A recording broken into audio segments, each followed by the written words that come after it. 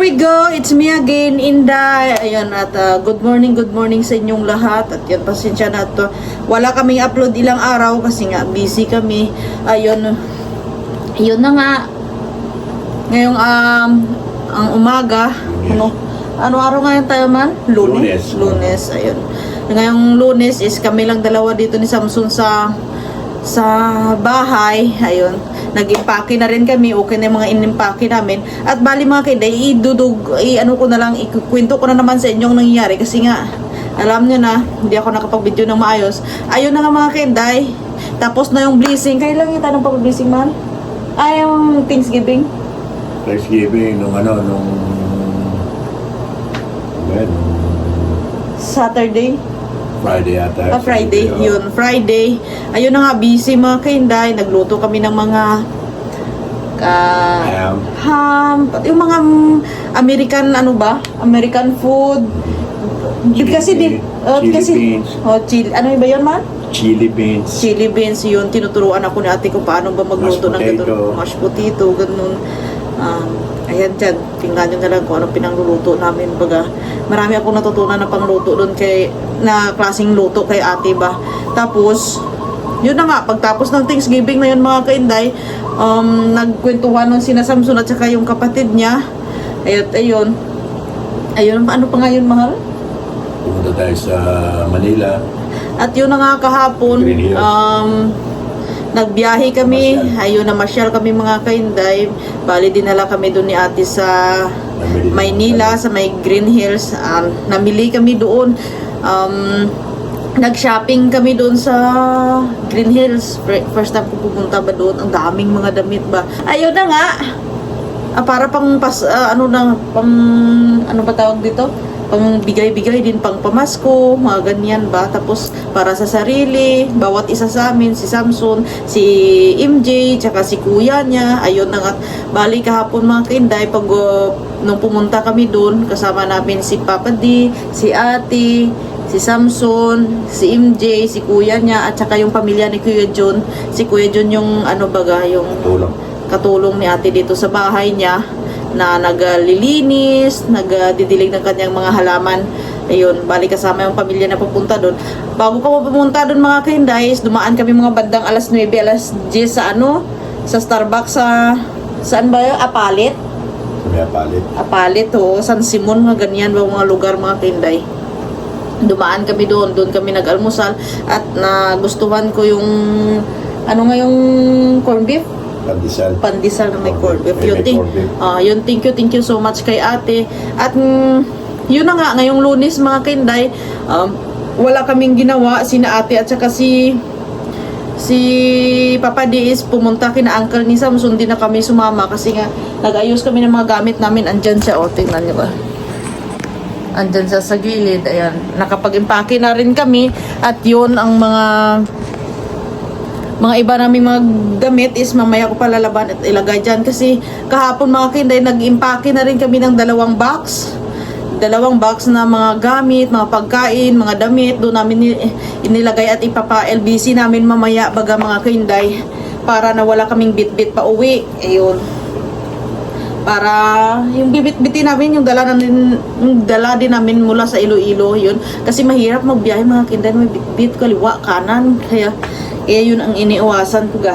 At yun na nga, ngayon is may nakasalang ako doon na mga tuwalya, naglalaba ako ba, tuwalya at saka mga bedsheet. Ayun yung mga ginamit ni na kuya, kasi kakawa din mamaya na iwan mo lang yan kay ate, na si ate lang yung maglalaba, kakahiya din naman, wala din naman akong ginagawa, diba?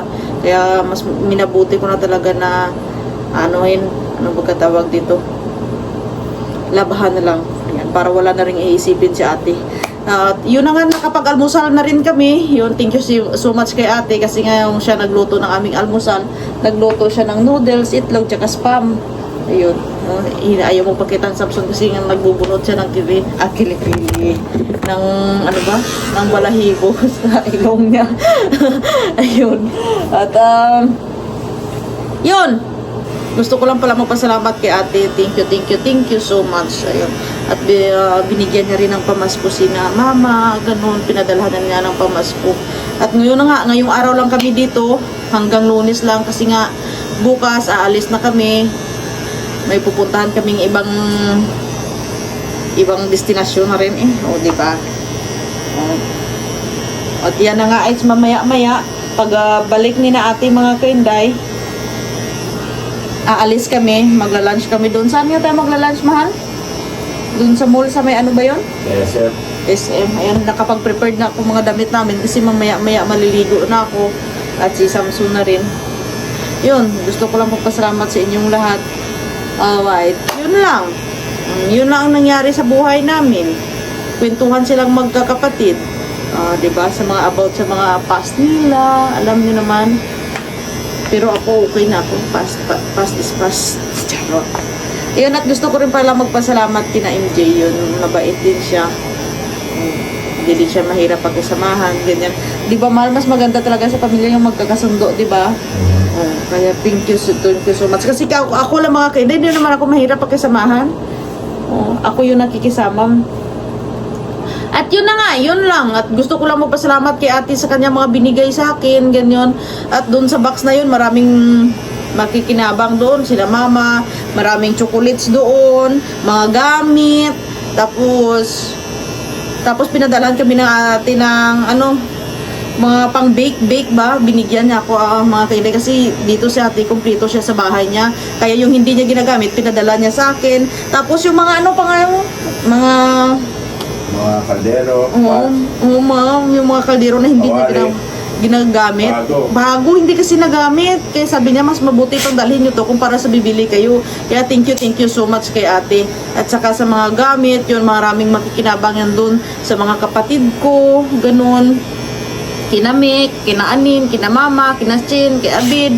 Ayun, maraming makikinabang dun, hindi lang ako. Thank you so much kay ate kasi kahit papano inaalala niya kami ba.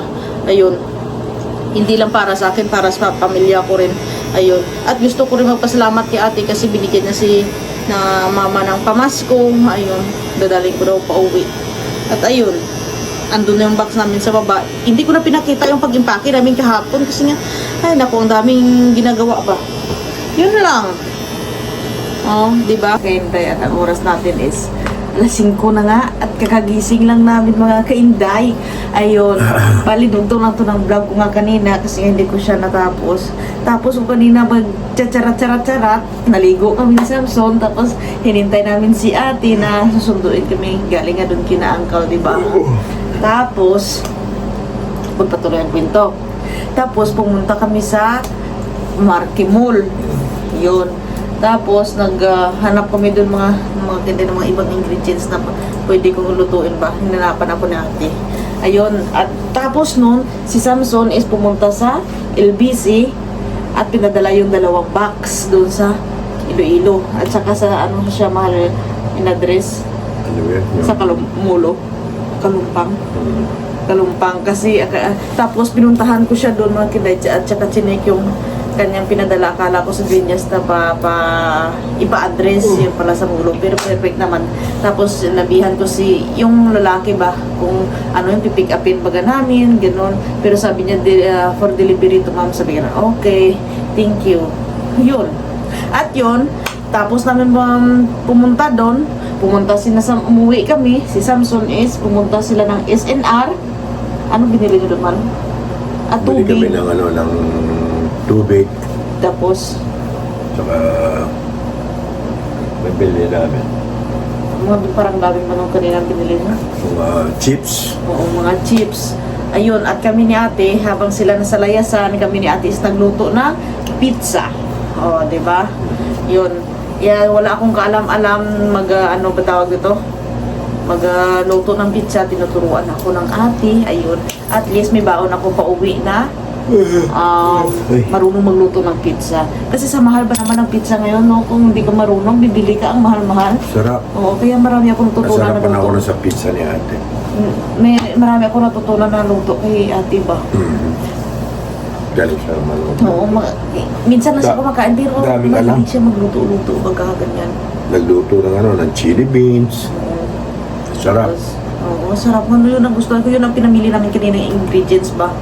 Tsaka yung yung mga kape nila. Oo. Ngayon is nagpapahinga na kami. Puro imported yung Oo. kape. Ngayon is nagpapahinga na kami kasi nga bukas is mga ano oras flight natin, mahal, mga 11. Maaga pa kami aalis, mga 8 siguro papunta. Akala ko kasi mahal yung flight, may flight dito Tarlac, ano ba yun? Sa Ano ba dito yun? sa Clark Dito sa Clark Airport. Airport. Oo, pero wala pala. Kailangan talaga namin Manila. sumakay, papuntang Maynila, doon kami Maynila. sasakay. O, yung ticket namin is 11:30 yung sakay namin bukas, going to somewhere down the road. Ayun. Ayan yung kakagising lang namin. Thank you kay ate kasi nilulutuan niya kami ng Pizza. Pizza, pero ako talaga kinain ko nagluto talaga ako ng kanin kasi hindi sila kumakain ng kanin, nagluto ko ng kanin. Dalagang Tapos, bukid. Dalagang bukid Na na may itlog. Ano tawag ng may itlog man? Cardillo. Cardillo, tama ba? Cardillo na isda, yun ang Masarap siya. kinain ko. Kasi ko puro lang mga ganyan ng mga tinda. Hindi ko kaya, hindi ako makakain ng kanin. Diba? Kaya natatawa si ate sa akin kasi hindi ako kumakain. Gusto ko rin yung sausage na Yung sausage na Italian sausage. imported. Italian sausage ba yun? Yun. Kaya tayo. Italian sausage yun, yung binili namin kanina ng ate. O yun Ayun. ang sinunod chance ko kasi yung soup ko ba. At yun, marami pang pizza niluto si ate. At yun na nga, yun lang ang kwento ng aming buhay ngayon. At ayan na naman, naglalaba na naman ako para na wala kaming labahin papunta to somewhere down the road. Diba? Pangit ng sa malita mo, tapos may mabaho kang damit, di ba mahal? Ayan, nilabahan ko na siya. At para bukas, ready to go na kami. Iyayaya ako si Samson na ano ba tawag dito? Mag-walking, pero ayaw niya. Tinatama daw Dilim siya. na. Medyo madilim na daw at saka kailangan na namin magpahinga. Pahinga. Para tomorrow. Kailangan Oo. kami bukas. Oh, di ba? Oh. Sa naghihintay sa nimo namin ni Samson hanggang sa pagtusok-tusok ni Samson, i-video ko. Pumunta ako ng LBC Yan. kanina. Magkano ba? Padala ako ng Yung bags na. taon. Magkano na gas ni Samson? Samson? Magkano gastos ko dyan? Samson. Grabe dyan. Samson na. Oh, po. Ala, Malin. Ala, apelido ng Samson dala ko.